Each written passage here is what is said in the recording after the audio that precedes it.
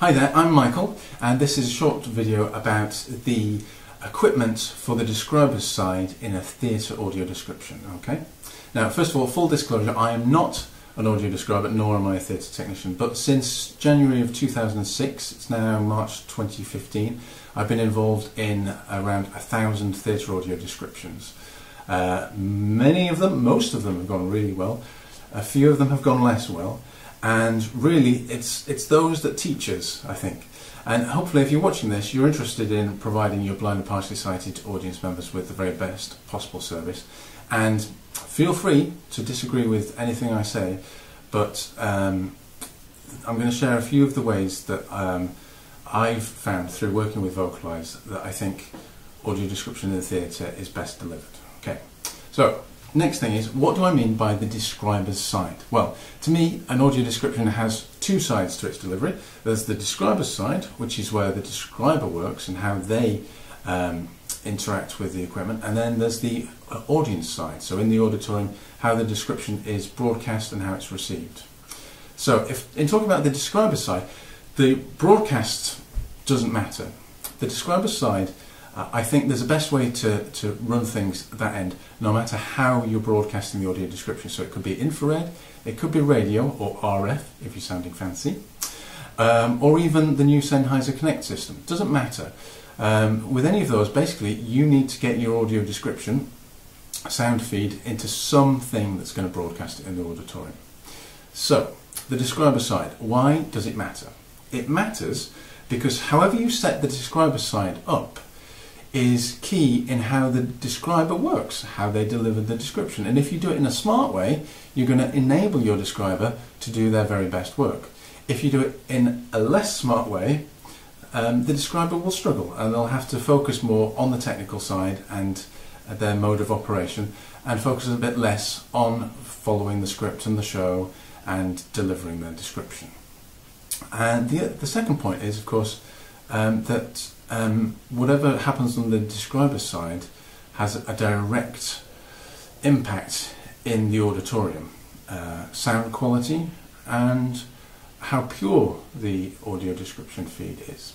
So, now, the describer side, it happens at the description point, and that can be in numerous places in theatres.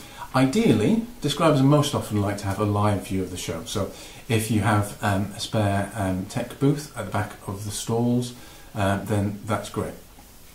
Things to think about are soundproofing, however, because you don't want people at the back of the stalls to hear the description, people from your general audience who are not there for the audio description. And you need to be able to wire things up so that you can broadcast through whatever system you're using. And if you are using a booth, you don't want calls to be coming through.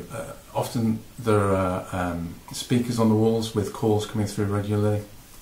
The audience don't want to hear them. They want to be lost in the show. The rest of the audience don't have to hear cues for the show. So don't make the audio description audience listen to those either. The other possibility for the description point is delivering it remotely. So you don't get a live view for the audio describer, you have a monitor and a video feed from the auditorium. But again, that should be a quiet room. You don't want show calls coming through. You don't want people trying to use that office that they're working from during the description, because if you're picking up all this over the microphone and it's been broadcast to the audience member, that's quite distracting when you're trying to enjoy a show. So, other than those two decisions about where the describer works, what equipment is needed? Well, really, I hope that we're all aiming to make audio description as unobtrusive as possible. It's great if it feels, for the audio description audience, that it's just an integral part of the show and that they don't notice it. That's the best feedback I'm aware of for an audio description. I didn't notice it. I just enjoyed the show. For those 2 hours, I knew what was happening on stage. I could follow along and I was laughing and crying with my friends and family who were there with me. That's what you're looking for. You don't want them to be thinking about the audio description all the time. So how do you make it as unobtrusive as possible? Well, the main way, I would say, is through using one of these. Now this is a headphone microphone set that Describers use that I've just put on, and it's big headphones, go over the ear, and a built-in boom microphone. And why do you need the headphones? Well, again, ideally you don't have a speaker blaring out show relay, show sound during the show to be picked up by the microphone and rebroadcast as a tinny version of the show with an ever so slight delay for the audio description audience to enjoy. No, but the audio describers do need to hear the show because they need to be following along and getting their cues to deliver their description. So, in the headphones, the describers need show relay. Ideally, they should also get fold back from their microphone when it's live. That helps to warn them their microphone is live, but it also helps them to judge the quality of their voice against the show, because describers are always looking for scene sympathy. They don't want to, again, be jarring and highlight the audio description. People often think that maybe description should be delivered in a sort of computer voice, so it's thought to be as neutral. Well, that's not neutral, really. What I think is the best thing to aim for is being in sympathy with the scene, which means if it's a jolly scene, there's a certain jolliness in the voice of the describer. If it's a somber scene, then it's not a jolly voice, because that's jarring if you have that disconnect. And you just want the audio description to blend in. So, the alternative to having the attached boom microphone is basically having a separate microphone. So you have a set of headphones, and then you have what we call a stick microphone, which is mounted somewhere. And that can work okay.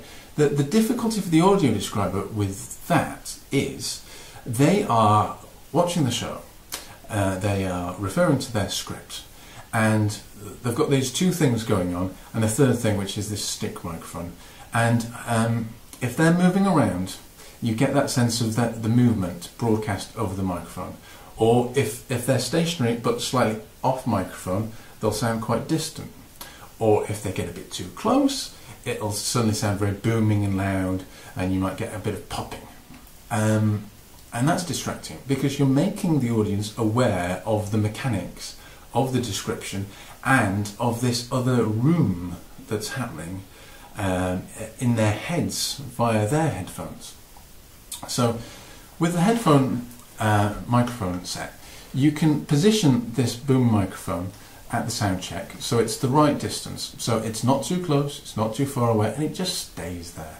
So the describer does not have to think about that again. They can just focus on following the show and delivering their description. Okay? So, in addition to the headphone microphone set, ideally the describer should be able to control the microphone, because there's no need for the audio description audience to be listening to them breathing, turning over their scripts, or whatever other sounds are happening in that room, because it's very rare that you get a really, really quiet room to do an audio description in. So you just want to have the mic up when you're delivering description, and then take it away again. And there are three main ways to control a microphone. One is a button. And now, if you are using a button, I hope it's silent. Very few of them are. You at least get a click. And if you're taking your microphone in and out regularly, which ideally in a way you would be, because often description is delivered in lots of short bursts, the listener has a click in their ear all the time. And it also sort of pre-announces, oh, some audio description on the way. And again, it's highlighting the description, it's taking the audience member out of the show, which should be the focus, and bringing the focus onto the audio description. The worst push button controls sound like gunshots. They really do. So I know one Chekhov play that was audio described, and there's meant to be one gunshot at the end. You use the microphone control, And you've kind of relocated, using the audio description, the play to South Central LA in the 1990s, and it's riddled with gunshots. And you're creating quite a different effect from that intended by Chekhov and the director and the cast and the producer. So be cautious with push buttons. The final issue with push buttons, I would say, is one venue I know, they didn't used to have much show relay in the headphones. Not show relay, I mean fold back from the microphone. So there wasn't that way for the describer to know whether their microphone was on, and it was a push button. And the way you told whether the push button was on or off was whether it was 2mm down or 2mm up. Very difficult to know whether your microphone's on or off. So those are the issues that I would say with a push button. Another option is a rotary pot. Those appear on sound mixers. Now, the tricky thing with rotary pots are, this is a small sound mixer, and it's just riddled with these pots. Now, when a describer is trying to follow the show and deliver their description, finding the right rotary pot out of all these is tricky. It's also difficult physically, just to actually, once you've found it, to turn it all the way around. Yeah? And if you don't turn it to the right place, then the quality of the sound you're broadcasting is going to be different. So I would say, if possible, use a push fader, because with a push fader, the describer can quickly see whether the microphone is on or off. You don't really want to have to speak into your microphone to check whether it's on or off. You only want to speak when you're delivering description, and when you're delivering description, you want people to hear it. You don't want a chance that your microphone might be off. So a push fader is visually easy to see when it's on and off. Physically, very easy to actually just push that up right to the top and all the way down. Good idea at sound check to make sure that the sound level is right when you push it all the way up. Because thinking about pushing it, about 2/3 of the way, well, you're not going to get it right each time, are you? The other great thing about a push fader, unlike the button, is it's not instantaneous. If you have time, you can ease it up. So there isn't the same prefiguring of the pop of a sudden different sound state, and you can deliver your description easy back down, and that just takes the edge off. So again, you're making the description a little less obtrusive. Of course, you can do it quickly if you need to, if you're going in and out really quickly.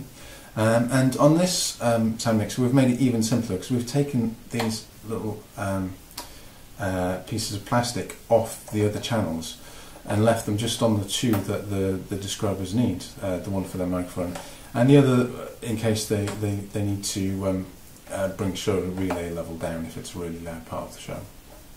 So I think in these ways, by thinking through the describer's side, you can make a real difference to the quality of the description by helping the describer to focus on what should really be their main job of delivering the best description, not worrying about the tech, and having a good quality microphone that is positioned at a constant distance, and control of the microphone, silent control, so you're not reminding the listener all the time that they're relying on the audio description. It's just there for them when they need it. And in those ways, I think we can all try and make sure that we get that feedback for our audio descriptions, that it was great because I barely noticed it, I just enjoyed the show.